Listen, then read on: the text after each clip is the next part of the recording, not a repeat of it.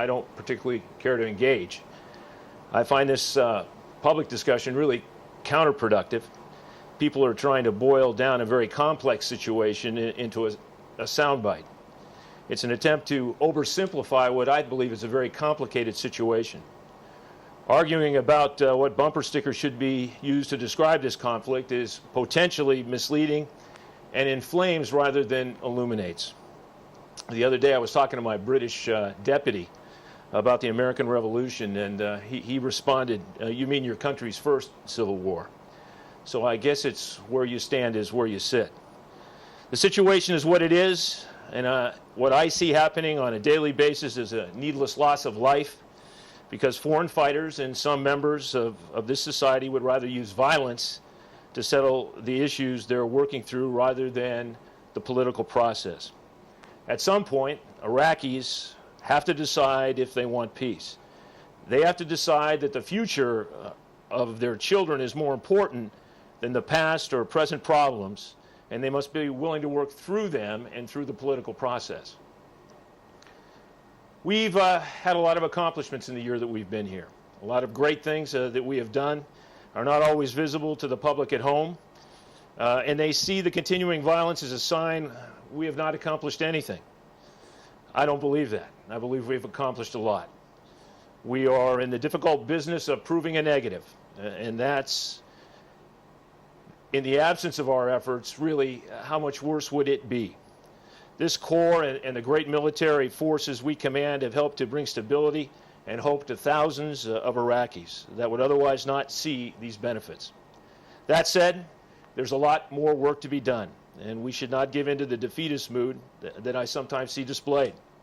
This mission is the most critical and significant that we've undertaken in perhaps 50 years, and failure, in my opinion, is not an option. I still believe the mission can succeed if the proper resources are brought to bear at the issues at hand. The proper political pieces must be in place in order for any of the military, economic, or social initiatives to take hold and to flourish. We need to get out of thinking this is solely a military conflict, for we must simply apply more U.S. or coalition and Iraqi forces against an enemy that we can destroy. All our nation's strengths, diplomatic, economic, political, must be leveraged to help the Iraqis find their way through this process. Iraq has tremendous potential in the economic realm, and we need to bring our capabilities, specifically our human capital, to bear to help the Iraqis have a functioning economy where people are gainfully employed. Iraq could be the most significant power in the region if we could help them stabilize their country and bring their economy to its full potential. In order for these things to succeed, however, we need a commitment by all Iraqis, of all the ethno-sectarian groups, to commit first to nonviolence and to resolving their differences through the political process. We need, quite frankly, to move toward reconciliation. Iraqi citizens must feel that their government is a genuine unity government that is working for the benefit of all its people. In conclusion, again, this situation cannot be resolved by military forces alone. And I know that is uncomfortable for a lot of people both in and out of uniform who were raised on the concepts of destroying a certain portion of the enemy's forces and declaring victory. This conflict will take all efforts in governments, economic development, and transition working together. I believe that the days of these kinds of conflicts are over. The situation in Iraq is in fact far more representative of the challenges we will face in the world to come, and we need to prepare our military and our government more broadly to deal with these challenges. Civil-military integration is key to that. We still have work to do on getting our organizations and systems right so that we can operate simultaneously along all the lines of operation and the other lines such as political and economic. And Iraq and this region are critical to our future security, and we need to use this experience as an object lesson for the kinds of conflicts and challenges we will face in the future.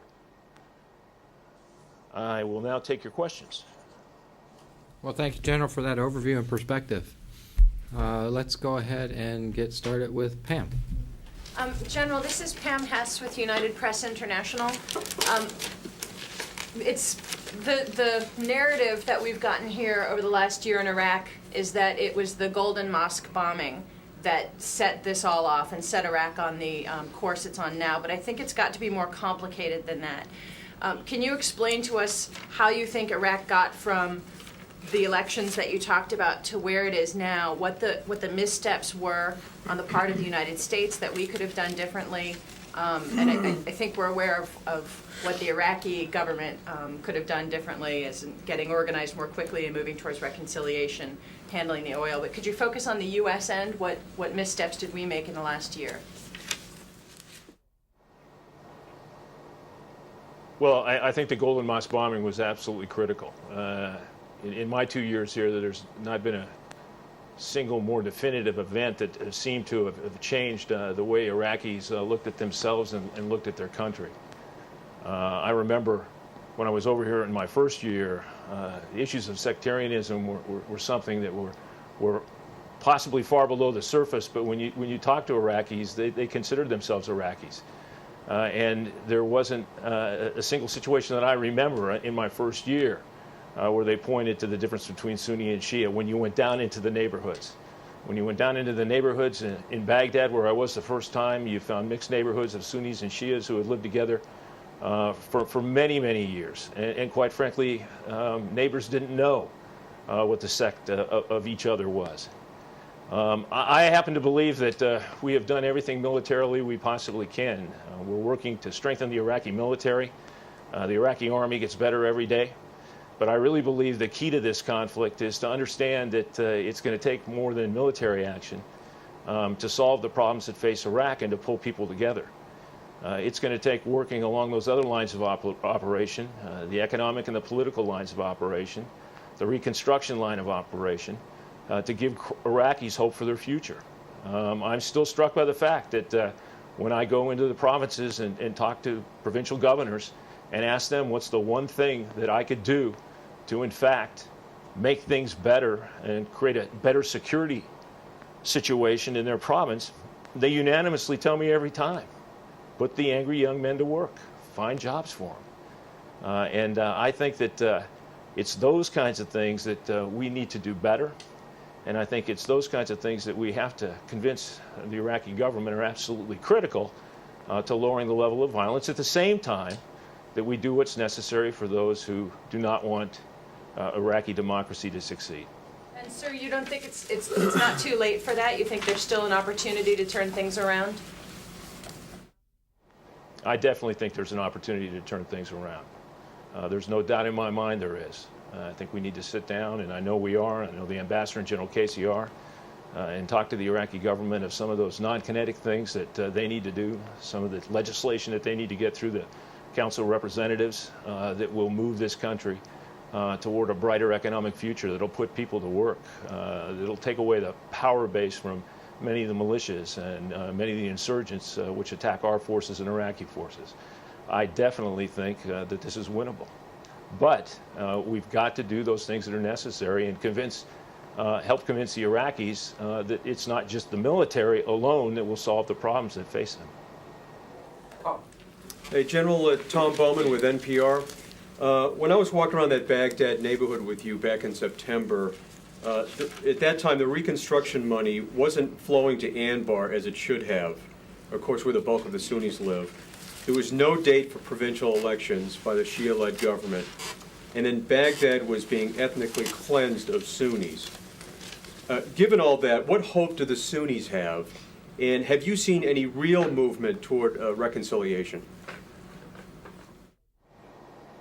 Well, we've seen some movement of the money toward Al-Anbar. I wish it was moving quicker. In fact, I wish money was moving quicker to all the provinces. One of the biggest complaints that we get when we get out away from Baghdad into the provinces is the movement of money into the provinces so they can do what's necessary. And those are things that are going to have to be worked out in the Council of Representatives, and that is the role the provinces play. My understanding of this country is that it's been Baghdad-centric for a long time. And when you move out into the provinces, what you find is that the people are very, very focused on their provincial governments. That's why I happen to believe that provincial elections are absolutely critical. I mentioned the elections in January 2005. They were very, very important, and a lot of Iraqis got out and vote. But you know and I know that in many of the provinces, the Sunnis didn't get out and vote in the numbers that they should have. And in some of the provinces, we have an overrepresentation of Shias on the provincial council. And some of them, they dominate totally the provincial councils. And again, when we talk to Iraqis, they, in fact, particularly the Sunnis, bring up the need to move toward provincial elections as soon as we can. So I happen to believe that's a critical element in the next year and something that I hope happens. General Chiarelli, Jim McLeshevsky. Oh.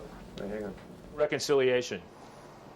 I think it's a critical element when it comes to reconciliation, that the mere announcement of a date for those elections would have a tremendous impact in many of the Sunni neighborhoods, both in Baghdad and outside Baghdad, up north and out west. I'm sorry to cut you off, sir. Hope that'll happen. You say, you know, this is what the government has to do. Is there any sense of when the elections would be?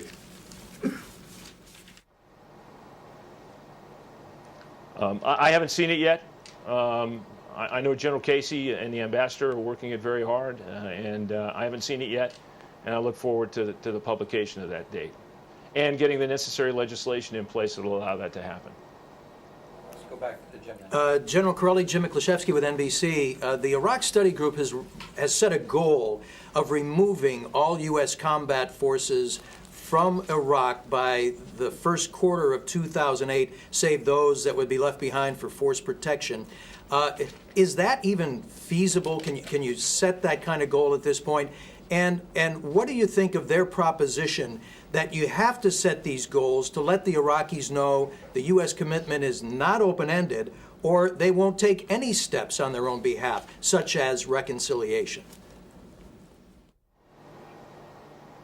Well, first of all, Jim, I haven't had an opportunity to read the entire report in its entirety, and I plan to do that in the next couple of days. But it would be unfair for me to comment on the specifics of the report. I will tell you, I think that's possible if, in fact, we have interim steps that are agreed upon with timelines that basically move us toward reconciliation. I don't believe reconciliation is going to happen tomorrow. I don't believe it's going to happen next month. I don't believe it's going to happen in the next 60 days. But I believe we could create a series of steps along a timeline that would take us to a point where we could see reconciliation. I'm very confident that could happen. And I happen to think that there are things that are happening now that might bring to the Iraqis an understanding that this is absolutely critical to them and their government to do just this. And I know the Prime Minister has been talking about reconciliation. He's got his emissaries that are working throughout the country trying to put together such a plan. And I know General Casey is working very, very hard along with the ambassador to do that. But I think that if we set up a series of goals that are tied to dates of certain critical things that have to be done to make all the Iraqi people believe that this is a government of national unity, that we could regain their confidence, and anything is possible. Could you share with us, General, what those things are that are happening now that lead you to believe that reconciliation is at least possible? Well, as you know, as part of the Baghdad security plan, one of the things that we had that I don't think really was explained the way it needed to be was we went into clear particular areas, we went into hold particular areas, and we went into build particular areas. And really the most important portion of the Baghdad security plan was that build portion.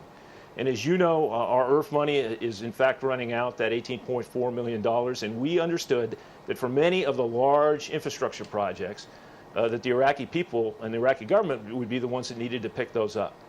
Now, we have helped them establish processes. One of them is our JROC. It's a Command and Control Center for Reconstruction. It was initially an organization that was manned only by coalition members, but now we have 7 members of the Amanat that are down working with us on a daily basis. They're part of that entire process. We've set up a process here that I see moving in the right direction. Have we gotten enough dirt turning in the neighborhoods? Absolutely not. And we need to do more of that. And we need to move the Iraqis along a little bit quicker in working some of those large infrastructure projects that do 2 things. First of all, it gives the people hope for their future. When they see the dirt turning, when they see the sewer systems go in, when they see the electrical distribution start to be put in, when they see trash being picked up.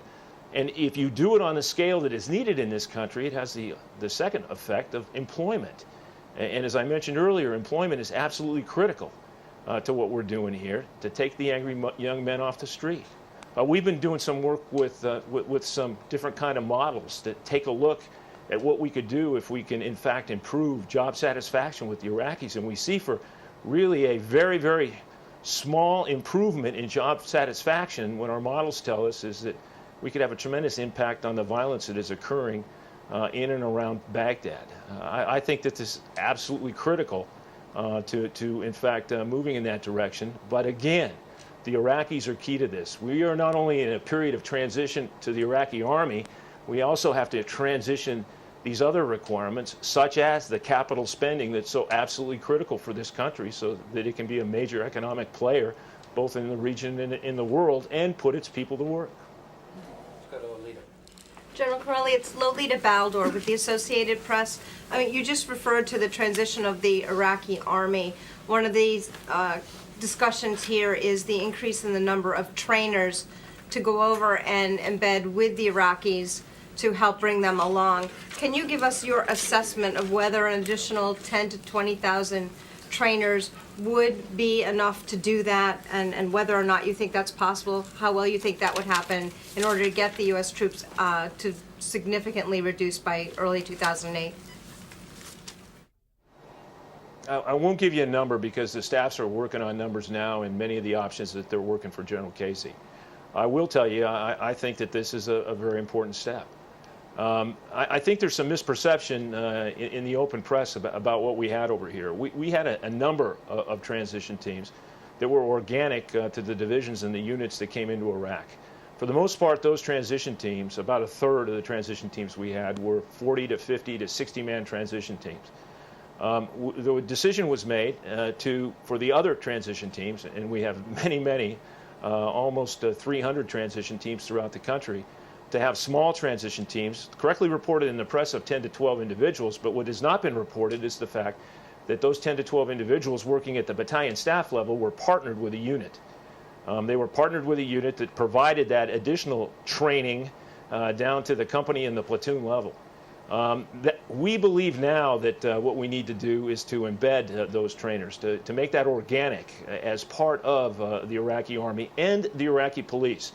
You know, one of the things that's given us a real good look at the police in Baghdad is the fact that, along with the Baghdad security plan, we moved 5 MP companies into Baghdad, made them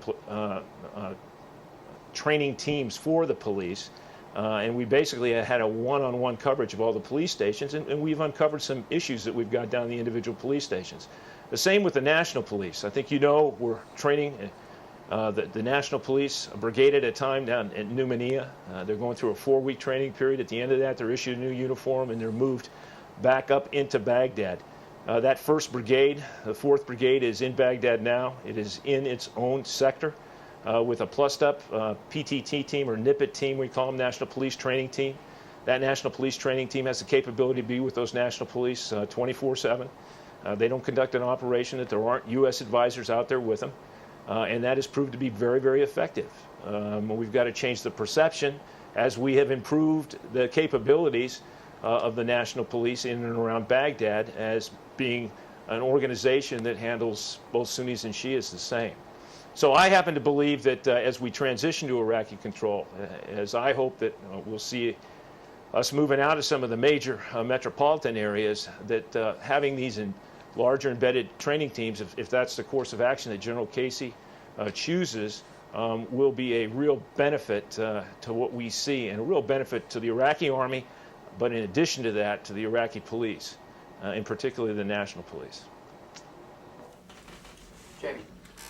General Chiarelli, Jamie McIntyre from CNN. I know you say you haven't read the Iraq Study Group recommendations, but certainly you've heard the conclusion of the panel that the situation in Iraq is grave and deteriorating, and that the ability of the United States to influence events there is diminishing. Do you agree with that assessment? I think it's fair to say that 2007, and I know this has been said many, many times, that 2007 will be an absolute critical year. And I think that we will take the right steps militarily. I think that we will work very, very hard on the Iraqi logistics system to get it up into its capabilities so that it can, in fact, support its army. But I just have to reiterate that I happen to believe that the economic and political piece of this is so absolutely critical. And if this has been kind of a shock, what has happened here for the Iraqi government, if they can see this as a situation that could deteriorate rather rapidly if they don't take some of these actions, I think that with help from us, we could do the kinds of things that are necessary. We're seeing some help that we're getting from the states right now in the economic area that's proving to be very, very helpful. I think that there are definitely some things that we could do, some strategies that, from what I know of the report, could be put in place that would have tremendous impact in making 2007 a year where we really move ahead in this particular mission.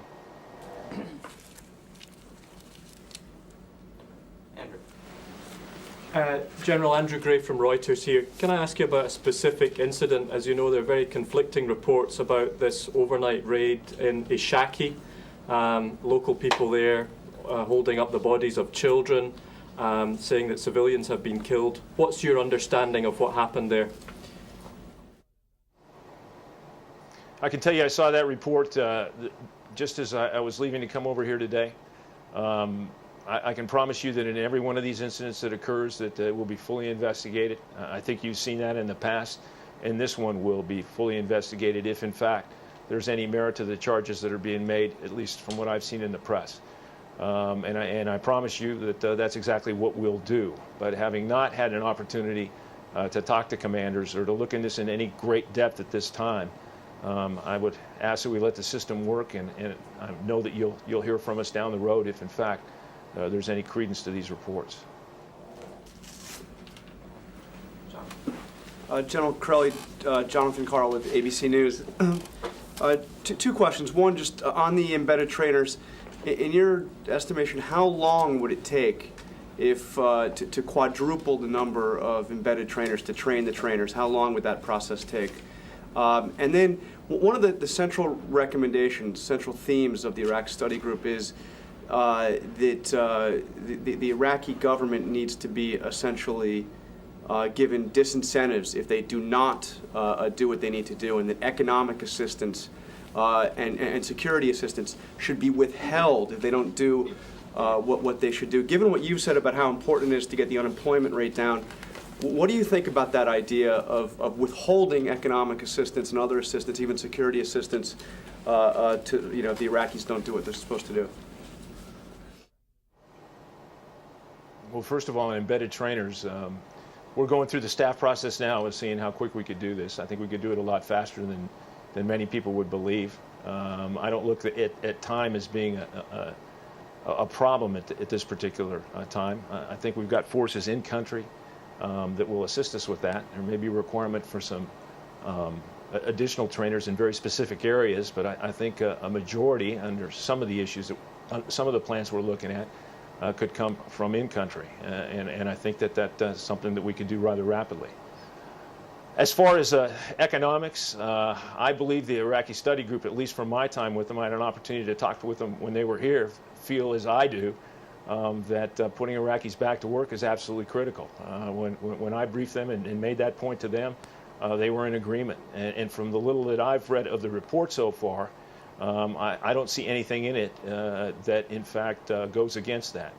And I think the Iraqis understand the importance of that. And I know that General Casey and the ambassador, along with all of us, are going to do our best to try to use some of the new information and some of the new things that we've got to show them how absolutely critical this is.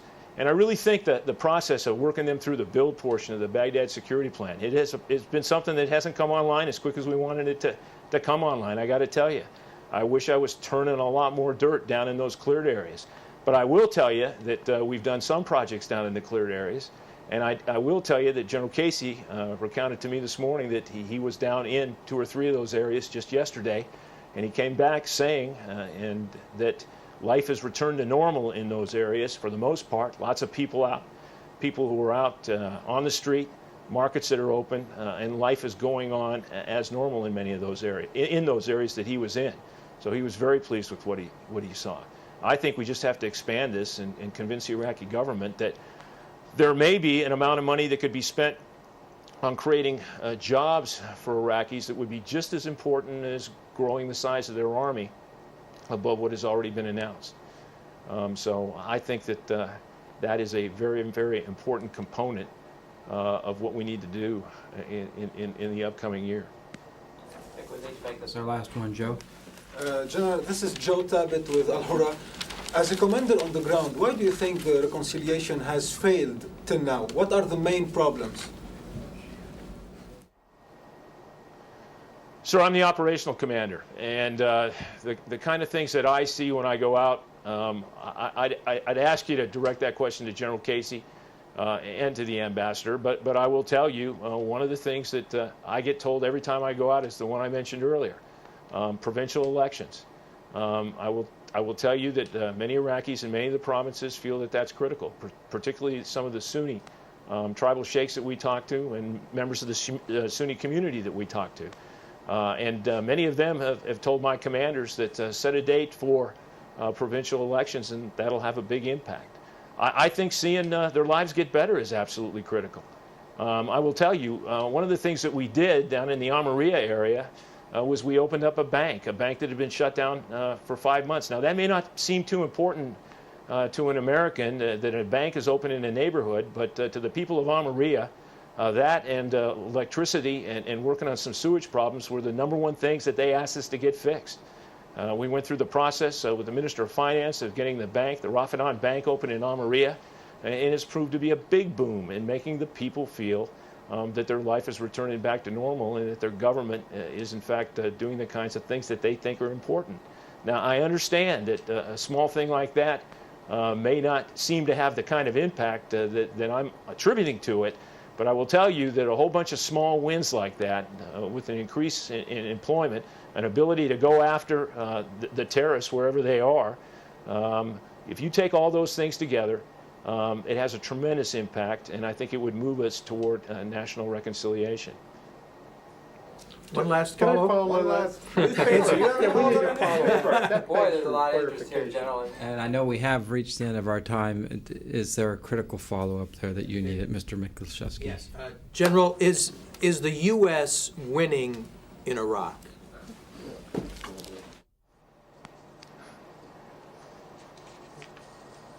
You know, I thought I'd escaped that one, but militarily, I can say without a doubt that we are winning.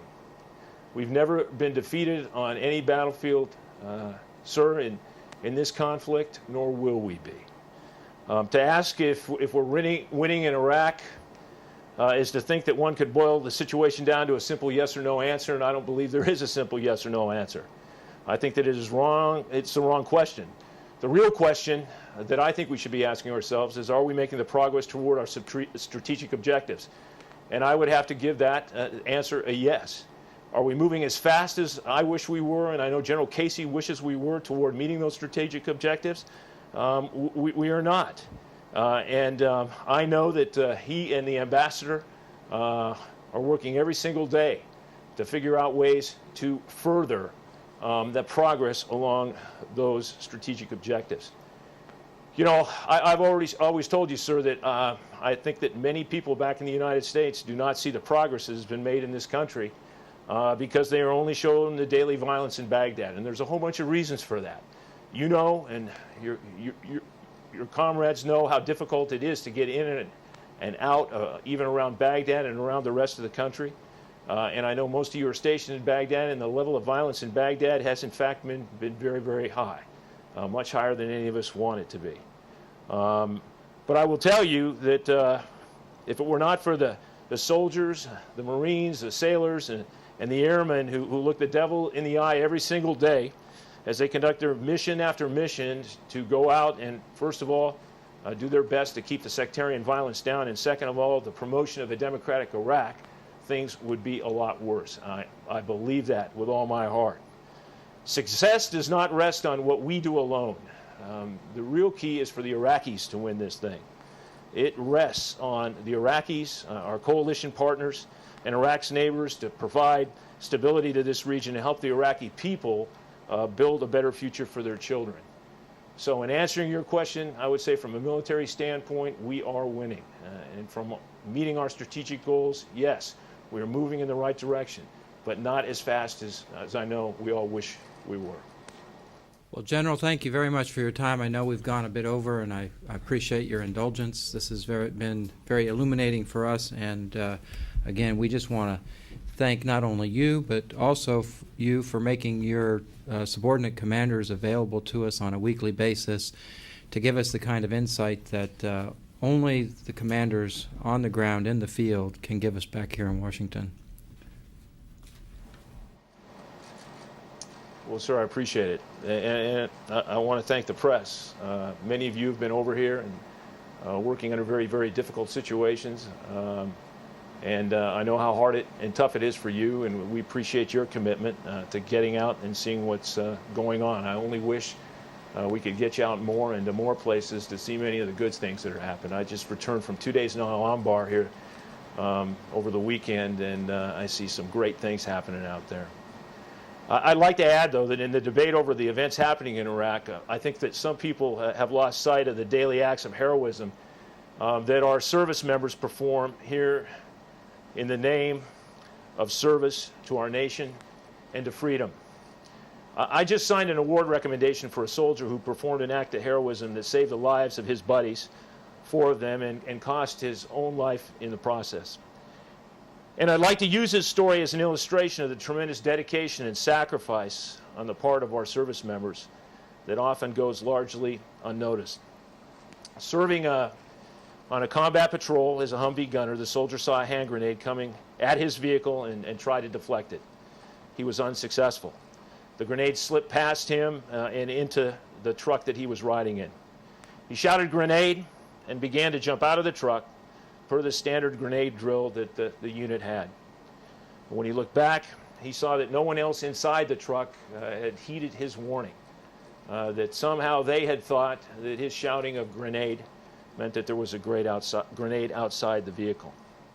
And in a singular act of heroism, this soldier, who was halfway out of the truck, dropped back into the truck and placed his body against that grenade, thereby saving the lives of the 4 other individuals that were inside that truck. This is just one example of the daily acts of heroism, courage, and selfless service our service members perform for each other and for their Iraqi counterparts. I'm extremely proud of their service and our service over here, and it's hard to leave knowing that much work still needs to be done.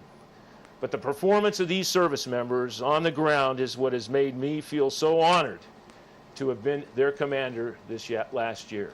And I thank them from the bottom of my heart for that opportunity. Thank you very much. Thank you, General.